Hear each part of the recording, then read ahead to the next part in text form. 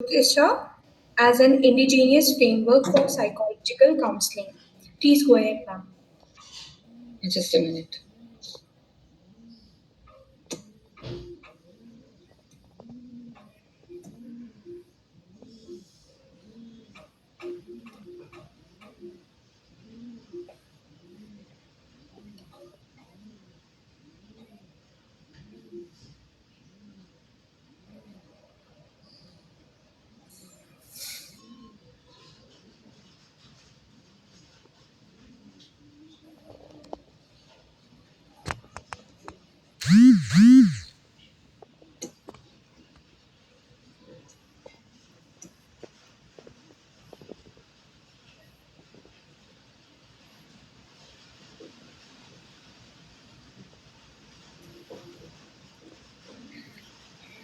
So, can you see the presentation? Uh, yes, ma'am. Maybe, ma'am, you can. It's better. Audible. Okay. So, very good afternoon, everyone. The I will be presenting on astrology beyond prediction, Jyotish as an indigenous framework for psychological counseling. So, since ages, we have been using astrology as a tool for forecasting future events. So, rather more deterministic. But in this study, we have tried to use astrology for psychological counseling and also for self understanding rather than as a deterministic tool. So, if you see Jyotish, it's largely based on a horoscope, a kundli that we make, and this horoscope is a symbolic map of the psychological tendencies and temperament, karma. So the entire Jyotish is based on karma theory. It is our actions that are going to shape the psychological tendencies across our lifetime. So a lot of importance have been given to karma. So looking at the horoscope, how this horoscope is going to help us um, uh, in psychological counseling, how we can help the people who are suffering from various psychological disorders using whatever is given or whatever is carved in these horoscopes. So, largely, we know that there are 12 zodiac signs, and each zodiac sign is reflecting a temperamental archetype. So, if you look at the classical tests, they describe the personality patterns, but nothing is fixed fate. Okay. So one of the famous psychologists, Carl Jung, he has been using astrology in psychological counseling sessions, and he used to make archetypes that is called Jungian archetypes that are being used to help people suffering from different psychological disorders.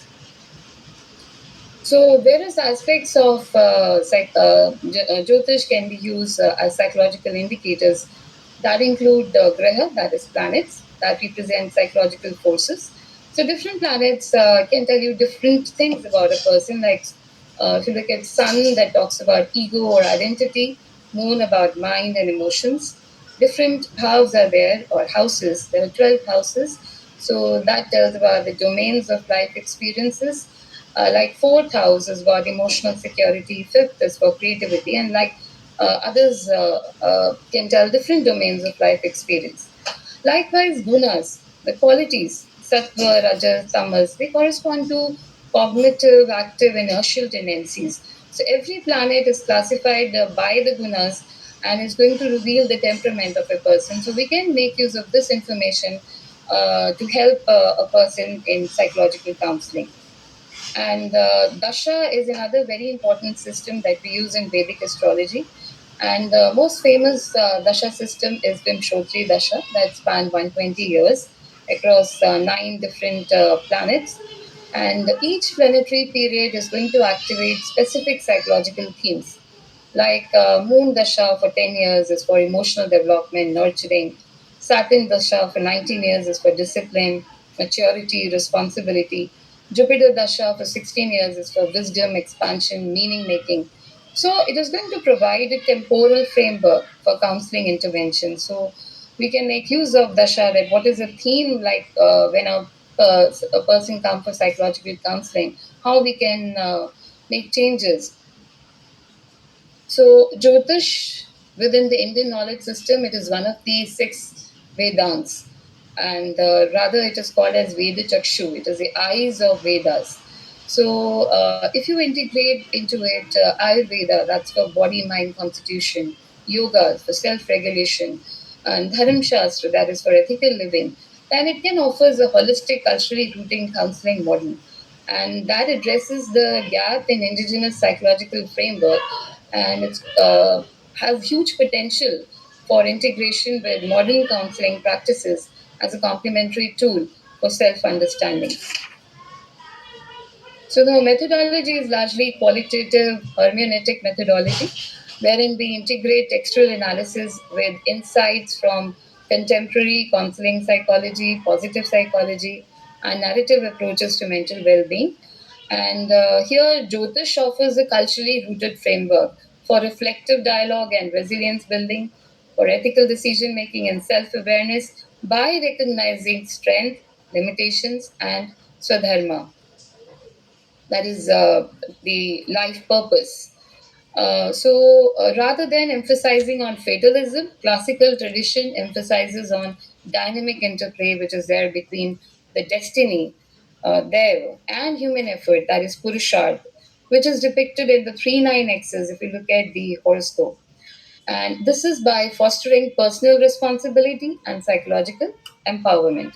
So, looking at the various therapies that we use in psychological counseling, we integrate Vedic astrology into these, and how Vedic astrology can help in reshaping the life of a person and how it can be used in psychological counseling.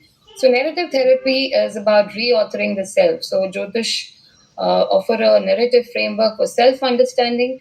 Horoscope here is used as a life story, not as a fixed script. And you can re author it by, like, we ask the clients, they reinterpret the planetary placement as strength rather than afflictions, externalizing the problem through Graha symbolism. So, this aligned well with narrative therapy, emphasis on meaning making and personal agency. And positive psychology through strength and well being by identifying the character strength through the planetary dignitaries and yoga. Karak planets, they will tell about the innate talent of a person that can be explored.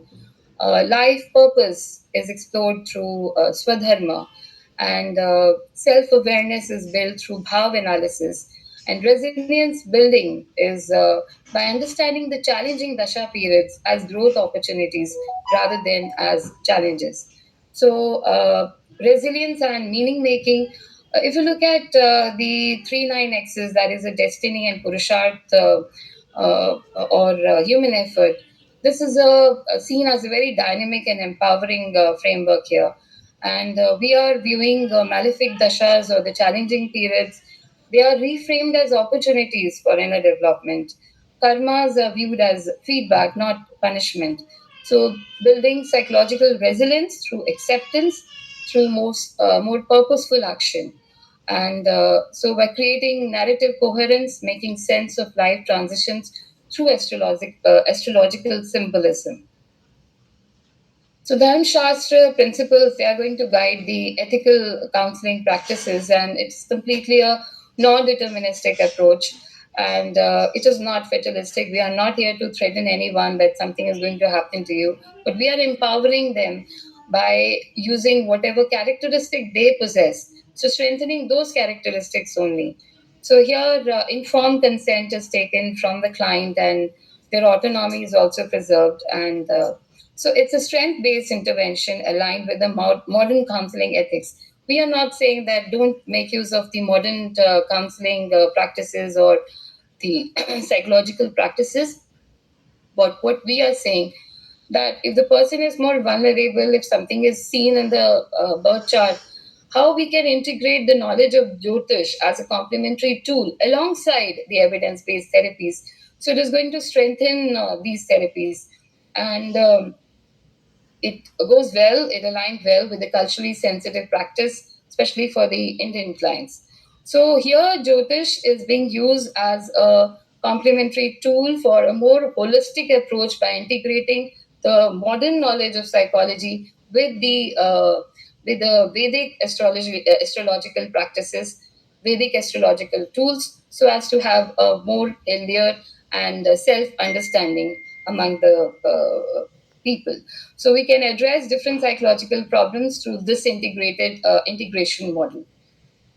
Thank you.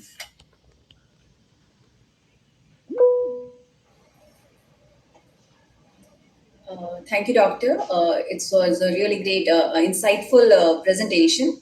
I'll only say all the best and thank you once again. Thank you, ma'am.